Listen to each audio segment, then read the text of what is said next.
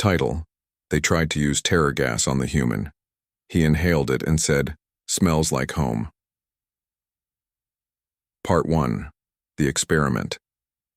The room was dimly lit, with cold metallic walls that reflected the faint glow of overhead lights. A group of scientists stood behind a thick glass panel, their faces tense as they prepared for what could either be a breakthrough or a disaster. Among them was Dr. Laura Bennett, a biochemist with sharp eyes and an even sharper mind. She adjusted her glasses and glanced at her colleague, Dr. Daniel Carter, who was nervously tapping his clipboard. In the chamber beyond the glass sat Ethan Cole, a man in his early 30s with a calm demeanor that unnerved everyone present. He wasn't just any test subject. He was part of a classified military program designed to study human resilience under extreme conditions. Today's experiment involved exposing him to a newly developed chemical agent known as terror gas, engineered to induce overwhelming fear and panic in anyone who inhaled it. "Are we sure about this?" Daniel asked quietly, his voice tinged with doubt. "This gas has never been tested on humans before." Laura gave him a firm look. "We don't have a choice. If we can't understand how it affects people, we'll never know if it works as intended." She turned back to the control panel and nodded to the technician. "Begin the exposure." As the gas filled the chamber, Ethan closed his eyes and took a deep breath. When he opened them again, his expression remained unchanged.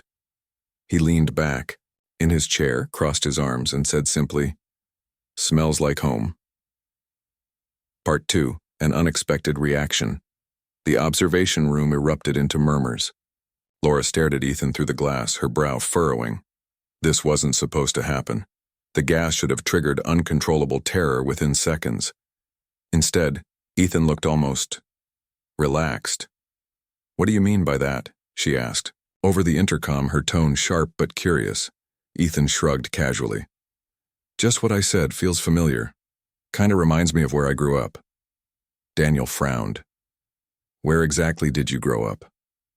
Ethan smirked. "You wouldn't believe me if I told you." Laura exchanged a glance with Daniel. Something about Ethan's reaction didn't add up. Most subjects exposed to similar compounds would already be screaming or hyperventilating. But not only was Ethan unaffected, he seemed amused. "Run another scan," Laura instructed the technicians. "Check his vitals, brain activity, everything." While the team scrambled to gather data, Ethan leaned forward, his piercing gaze meeting Laura's through the glass. "You're wasting your time," he said calmly. "Whatever you're looking for, you won't find it here." His words sent a chill down Laura's spine. There was something unsettling about the way he spoke, as though he knew more than he let on. Part 3. Uncovering the truth hours later, Laura and Daniel pored over the results in their lab. Every reading indicated that Ethan's body had processed the gas without any adverse effects. His heart rate, cortisol levels, and neural activity were all perfectly normal. It was as though the compound had no impact on him whatsoever. "This doesn't make sense," Daniel muttered, rubbing his temples. "No human should react like this unless—" "Unless what?" Laura prompted, her voice tight with frustration. "Unless he isn't entirely human," Daniel finished hesitantly. Laura froze. The thought had crossed her mind too, but she hadn't dared to say it aloud. Before she could respond, the door to the lab swung open, and Ethan walked in. Somehow he'd managed to bypass security and enter unannounced. "I figured you'd want answers," he said, pulling up a chair and sitting across from them. His nonchalant attitude only made him more intimidating. "How did you get in here?" Laura demanded, her voice trembling slightly. Ethan ignored the question. "Let's cut to the chase. You've been experimenting on things you don't fully understand. That gas? It's based on alien tech, isn't it?" Laura's blood ran cold. How could he possibly know that? Archon Part 4. Origins revealed. Ethan leaned back in his chair, his piercing blue eyes locking onto Laura's. "I'm not from around here," he admitted bluntly, "and neither is that gas. You think you're testing me, but really, I've been testing you." Daniel blinked in disbelief. "What are you talking about?" I grew up on a planet where fear was weaponized long before Earth even dreamed of it, Ethan explained. That gas? It's child's play compared to what I've survived. My species evolved to adapt, to thrive, in environments that would drive yours mad. To us, it's just another smell. Laura swallowed hard. If you're not human, then why are you here? Why pretend to be one of us? Ethan's expression darkened. Because someone, or something, is using your world as a testing ground. They've been feeding you scraps of alien technology, watching how you use it. And trust me, when they decide you're ready, they won't hesitate to wipe you out. The weight of his words hung heavy in the air. For a moment, neither Laura nor Daniel could speak. Part 5. A Dangerous Alliance. After a long silence, Laura finally found her voice. Why tell us this now? Because I need your help, Ethan replied. Your experiments caught their attention, and if we don't stop them, humanity will become nothing more than a footnote in their invasion plans. Daniel shook his head. Even if we believe you, what can we possibly do against an alien race? You underestimate yourselves, Ethan said with a faint smile. Humans may be fragile, but you're also resourceful. Together, we might stand a chance. Reluctantly, Laura agreed. Over the next few weeks, they worked alongside Ethan to analyze the gas and uncover its origins. What they discovered was far worse than they imagined. An entire network of extraterrestrial operatives embedded within Earth's governments and corporations. As tensions mounted, Ethan trained Laura and Daniel to harness their newfound knowledge and prepare for the inevitable confrontation. Though fear loomed large, they refused to give in. After all, as Ethan had proven, sometimes the most terrifying threats could feel like home, and that familiarity could be turned into strength. When the aliens finally made their move, humanity fought back, not with brute force, but with ingenuity and determination. And at the heart of it all stood Ethan Cole, the man who had once called Terror Gas home and now called Earth his battleground. The room was cold, almost unnaturally so. The walls were made of smooth metal, painted a dull gray that seemed to suck the light out of the air. Fluorescent bulbs buzzed faintly overhead, casting a pale glow over the sterile environment. In one corner of the observation chamber, a group of scientists stood behind a thick glass panel, their faces tense and focused. They were dressed in white lab coats, their IDs clipped neatly to their pockets, but none of them looked comfortable. This wasn't just another day at work. Dr. Laura Bennett adjusted her glasses as she glanced at the clipboard in her hands. She was a woman in her late 30s with sharp features and an even sharper mind. Her dark hair was pulled back into a tight bun, giving her an air of authority. Standing beside her was Dr. Daniel Carter, a younger man with sandy brown hair and a nervous habit of tapping his pen against the edge of his notebook. His eyes darted between the clipboard and the figure seated on the other side of the glass. In the sealed chamber beyond the observation window sat Ethan Cole. He was a man in his early 30s, lean but strong, with short-cropped black hair and a calm demeanor that somehow felt unsettling. His arms were crossed over his chest, and he leaned back in the chair as though he were waiting for a bus, rather than participating in what could be a life-threatening experiment. There was no fear in his expression, no hint of anxiety or hesitation. If anything, he looked bored. Laura cleared her throat and turned to Daniel. "Are we ready?" she asked, her voice steady despite the knot forming in her stomach. Daniel hesitated, his fingers pausing mid-tap. "I'm not sure," he admitted. "This gas has never been tested on humans before. We don't know how it will affect him or if it will even work." "It has to work," Laura replied firmly. "If we can't understand its effects on people, we'll never know if it's viable." She glanced at the technician stationed at the control panel. "Start the exposure." The technician nodded and flipped a switch. A hissing sound filled the room as a greenish vapor began to seep into the chamber. It swirled around Ethan like smoke, curling around his legs and rising up toward his face. Through the glass, the scientists watched intently, their pens poised, over their notebooks ready to record every detail. Ethan didn't move. He simply closed his eyes and took a deep breath, inhaling the gas as though it were fresh air. For a moment, nothing happened. The silence in the observation room was deafening, broken only by the faint hum of the ventilation system. Then, slowly, Ethan opened his eyes. His expression hadn't changed. If anything, he looked more relaxed than before.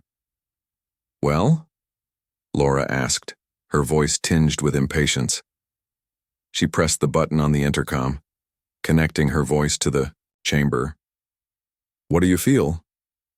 Ethan tilted his head slightly, considering the question. Then he smiled, a small, almost amused smile, and said, "Smells like home." The words hit the room like a thunderclap. Laura's jaw tightened, and Daniel dropped his pen in shock. The other scientists exchanged uneasy glances, their earlier confidence crumbling under the weight of Ethan's casual response. This wasn't supposed to happen. The gas was designed to induce terror, to overwhelm anyone who came into contact with it. Yet here was Ethan sitting calmly in the middle of the cloud, acting as though nothing was wrong. "What do you mean by that?" Laura demanded, her tone sharper now. She leaned closer to the glass, her eyes narrowing as she studied Ethan's face. He shrugged, his movements slow and deliberate. "Just what I said. Feels familiar. Kinda reminds me of where I grew up." Daniel frowned, his brow furrowing. "Where exactly did you grow up?" Ethan smirked, a hint of mischief in his eyes. "You wouldn't believe me if I told you." Laura clenched her fists, frustration bubbling beneath her calm exterior. She hated riddles, especially when lives were at stake. Turning to the technicians, she barked, "Run another scan, check his vitals, brain activity, everything. I want to know why he's reacting this way." The team scrambled to comply, their fingers flying over keyboards as they gathered data from the sensors attached to Ethan. Meanwhile, Ethan leaned back in his chair, his gaze drifting lazily toward the observation window. When his eyes met Laura's, through the glass she felt a chill run down her spine. There was something about the way he looked at her, as though he knew something she didn't, something important. "You're wasting your time," Ethan said suddenly, his voice clear and calm over the intercom. "Whatever you're looking for, you won't find it here." Laura froze, her heart pounding in her chest. How could he possibly know what they were searching for? She forced herself to take a deep breath and maintain her composure. "What makes you say that?" she asked, her tone measured but laced with suspicion. Ethan didn't answer immediately. Instead, he studied her for a long moment, his piercing blue eyes seeming to see right through her. Finally, he spoke, his voice low and steady. "Because I've seen things you wouldn't believe. Things that make your little gas look like a joke." The room fell silent. Laura's mind raced, trying to make sense of his cryptic words. Was he bluffing? Or was there some truth to what he was saying? Either way, one thing was certain. Ethan Cole was far more complicated than anyone had anticipated. As the minutes ticked by, the tension in the room grew thicker. The scans showed no abnormalities. Ethan's heart rate, blood pressure, and brain activity were all perfectly normal. It was as though the gas had no effect on him whatsoever. Laura stared at the results, her thoughts spinning in circles. What kind of person could withstand something like this? And more importantly, what did it mean for their research? By the time the gas had dissipated completely, leaving the chamber clear once again, Laura knew they were dealing with something extraordinary. Whatever secrets Ethan was hiding, they weren't going to stay hidden for long. And as much as she wanted answers, a small part of her wondered if she was truly prepared for the truth. The observation room was silent except for the faint hum of the machines. The scientists stared at the data on their screens, their faces pale and drawn. Laura stood frozen, her eyes fixed on the numbers scrolling across the monitor in front of her. Everything about Ethan's reaction or lack thereof was impossible. The gas was designed to trigger primal fear, to overwhelm the nervous system with sensations of dread so intense they could incapacitate even the strongest individuals. Yet Ethan had sat there as if he were breathing fresh air, casually remarking that it smelled like home. Daniel broke the silence first. "This can't be right," he muttered, flipping through the pages of his notebook. His voice was shaky, betraying the unease he felt. No human should react like this. It's not natural. Laura didn't respond immediately. She was still staring at the screen, her mind racing. The readings confirmed what they had already witnessed. Ethan's heart rate, cortisol levels, and brain activity were all perfectly normal. There were no signs of panic, no spikes in adrenaline, nothing to indicate that the gas had affected him in any way. It was as though he hadn't been exposed to it at all. Maybe the sensors are malfunctioning, Daniel suggested, though his tone made it clear he didn't believe his own words. They're not, Laura replied sharply. We triple-checked the equipment before we started. There's no error here. She turned to face him, her expression grim. Something else is going on. Ethan, meanwhile, remained seated in the chamber, completely at ease. He stretched, his arms above his head, and yawned, as though he were waiting for a bus rather than participating in a high-stakes experiment. When he noticed the group of scientists watching him through the glass, he gave them a small wave. It was such a casual gesture, so out of place in the sterile, tense environment, that it only added to the growing sense of unease. Laura pressed the intercom button again. You said it smells like home, she began, her voice clipped and professional. What did you mean by that? Ethan tilted his head slightly, considering the question. Then he smiled. A calm, almost amused smile that sent a shiver down Laura's spine. Exactly what I said. It reminds me of where I grew up. Daniel stepped closer to the glass, his curiosity outweighing his fear. Where exactly did you grow up? He asked, his voice tinged with skepticism. Ethan's smile widened, but there was something unreadable in his eyes. You wouldn't believe me if I told you. Laura clenched her fists, frustration bubbling beneath her calm exterior. She hated riddles, especially when lives were at stake. Try us, she said firmly. We need answers.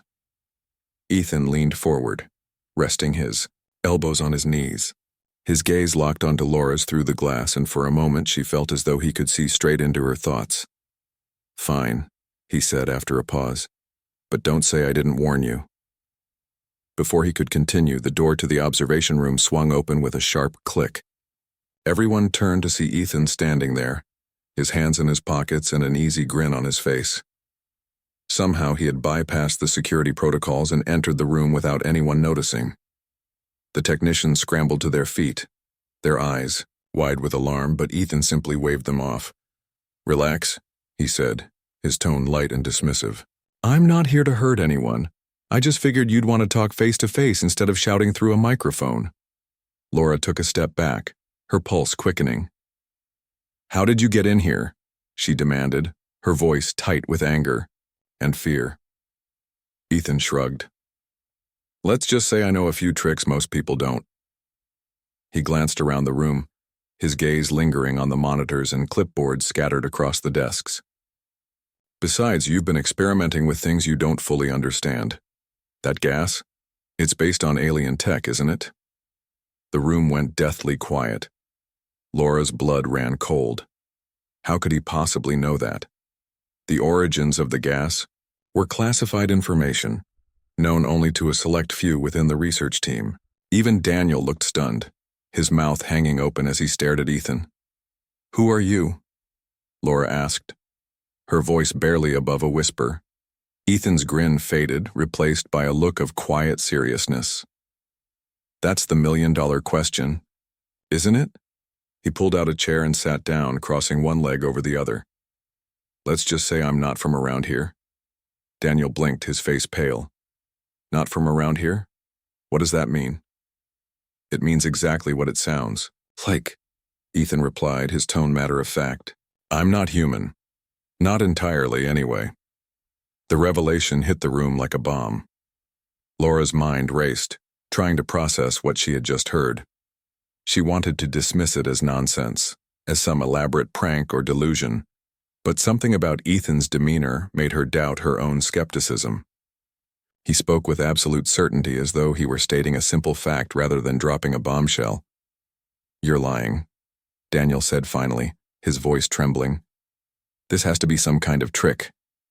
Ethan raised an eyebrow. Do I look like I'm joking, he asked. You've been playing with fire and you don't even realize it. That gas?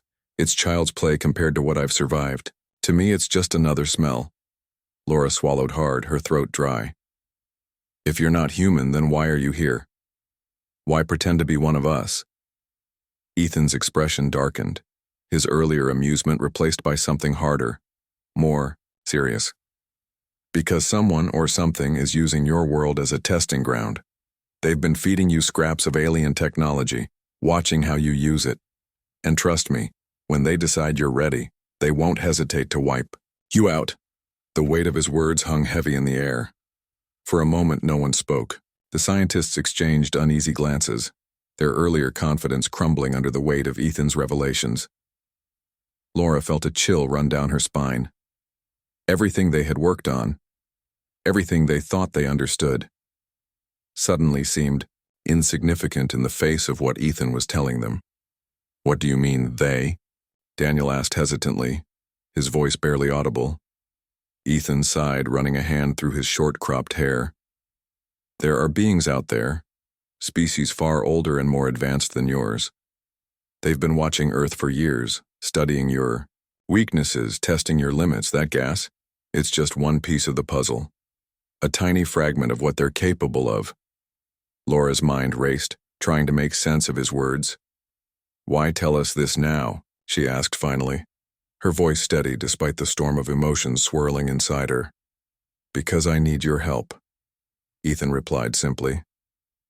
Your experiments caught their attention, and if we don't stop them, humanity will become nothing, more than a footnote in their invasion plans. The room fell silent once again. Laura stared at Ethan, her thoughts spinning in circles. She wanted to believe he was lying, that none of this was real, but deep down, she knew he was telling the truth. The evidence was right in front of her. The gas, his immunity to it, the way he carried himself with an air of quiet authority. Whatever he wasn't just another test subject. Daniel cleared his throat, breaking the tension. Even if we believe you, what can we possibly do against an alien race? Ethan leaned back in his chair, a faint smile tugging at the corners of his lips. You underestimate yourselves, he said. Humans may be fragile, but you're also resourceful. Together, we might stand a chance. Laura exchanged a glance with Daniel, her heart pounding in her chest. This wasn't just another experiment anymore. It was something bigger, something far more dangerous. And whether she liked it or not, Ethan Cole was now at the center of it all. The lab was alive with urgency. Papers were scattered across every surface, coffee cups piled high, and the air buzzed with the hum of computers running endless simulations. Laura and Daniel worked side by side, their faces pale but determined, as they analyzed the data from the gas compound. Ethan moved between them, his sharp eyes scanning the monitors and offering guidance when needed. The atmosphere was tense, but there was a strange kind of energy in the room, a mix of fear and determination that pushed them forward. This is it, Laura said finally, her voice trembling with excitement. She pointed to a series of numbers on the screen, her finger shaking slightly. This sequence matches the molecular structure of the artifacts from the crash site. It's not just similar, it's identical. Ethan leaned closer, his expression unreadable. Good work, he said quietly. That means we're on the right track. Daniel frowned, rubbing his temples. But what does it mean? How does this help us? It means the aliens have been here before, Ethan replied, his tone calm but firm. They've left pieces of their technology behind, either intentionally or accidentally. That crash site wasn't just debris, it was a breadcrumb, a clue. Laura nodded slowly, her mind racing. So if we can trace the origin of these artifacts, we might be able to find out where they're operating from. Exactly, Ethan said, and once we know that, we can figure out how to stop them. The team spent the next several hours poring over the classified reports Laura had accessed earlier. They cross-referenced the gas compound with other materials linked to the crash site, searching for patterns or connections. Slowly but surely, a picture began to emerge, one that was both fascinating and terrifying. These compounds aren't random, Laura said, her voice tight with disbelief. They're part of a larger system, a network. Ethan nodded. The aliens don't just drop tech wherever they feel like it.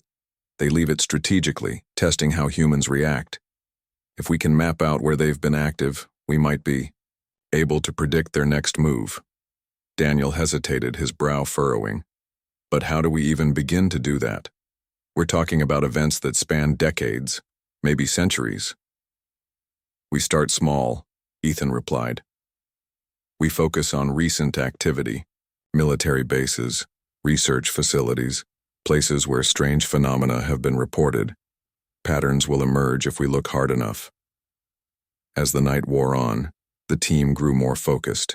They divided the tasks among themselves, each person working tirelessly to piece together the puzzle. Laura scoured databases for any mention of unusual sightings or unexplained incidents. Daniel analyzed satellite images, searching for anomalies that might correspond to alien activity. And Ethan, with his uncanny ability to see connections others missed, guided them toward breakthroughs they never would have found on their own. By dawn, they had made significant progress. A pattern was beginning to take shape, a trail of breadcrumbs leading them to a remote location in the desert. It was an area known for its secrecy, home to a military installation that had long been shrouded in mystery. This has to be it, Laura said, her voice barely above a whisper. She stared at the map on the screen, her heart pounding in her chest. If there's anywhere on Earth where they've been active, it's here. Ethan studied the map carefully, his jaw tightening. It makes sense. Remote, isolated, easy to hide whatever they're doing, but getting in won't be easy. What do you mean?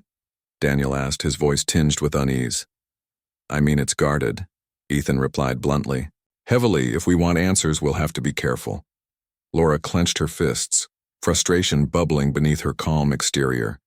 We don't have time to be careful. Every second we waste gives them more time to prepare.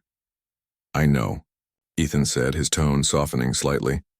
But rushing in blind will get us killed. We need a plan. For the next few days, the team worked on formulating a strategy. They gathered equipment, mapped out escape routes, and prepared for every possible scenario.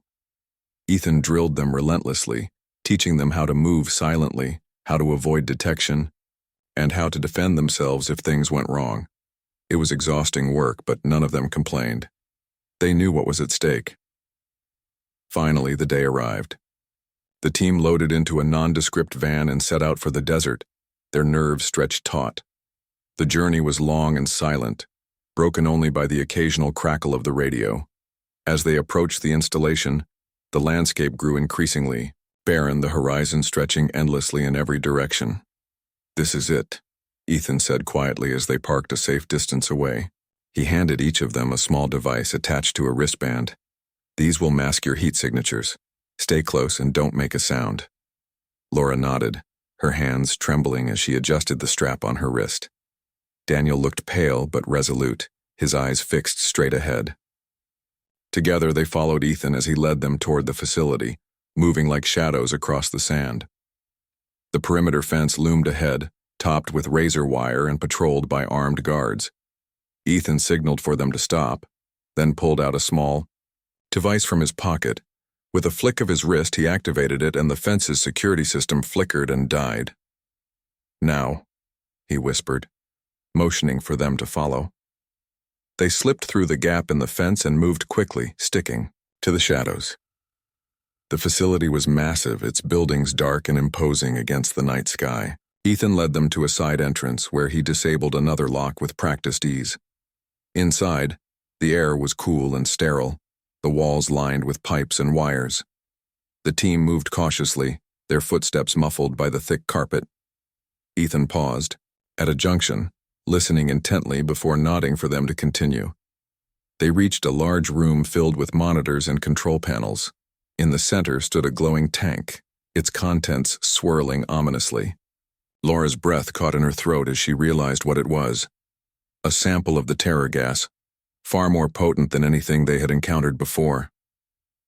This is it, Ethan said, his voice low but urgent. This is where they've been refining it. We need to destroy it. But how? Daniel asked, his voice barely audible. Ethan reached into his bag and pulled out a small explosive device. With this, Laura's eyes widened. Are you sure about this? What if it triggers an alarm? It won't, Ethan replied confidently. Trust me. As he set the charge, the team heard the sound of footsteps echoing down the corridor. Their hearts raced as they ducked behind a row of servers, holding their breath as the guards passed by. Seconds later, the charge detonated with a muffled thud. The tank shattered, releasing a cloud of gas that dissipated harmlessly into the air. Ethan grinned, his expression triumphant. Let's go. They retraced their steps, moving faster now as alarms blared in the distance. The facility was waking up, its defenses mobilizing to contain the breach. The team sprinted toward the exit, their lungs burning as they pushed themselves to the limit. Just as they reached the fence, a spotlight swept across the desert, illuminating their path. Ethan cursed under his breath, grabbing Laura and Daniel by the arms and pulling them into a nearby ditch. Bullets whizzed overhead, kicking up dirt and sand. Stay down, he shouted, returning fire with a pistol he had brought along. His aim was precise, taking out 2 guards before the rest retreated. Move, he ordered, helping Laura and Daniel to their feet. They ran for the van, their legs aching with exhaustion. As they climbed inside, Ethan slammed the accelerator to the floor, sending the vehicle speeding across the desert. Behind them, the facility burned brightly, its secrets destroyed in a fiery blaze. Laura slumped back in her seat, her chest heaving, as she tried to catch her breath. Daniel sat beside her, his face pale but relieved. We did it, Laura said finally, her voice weak but filled with awe.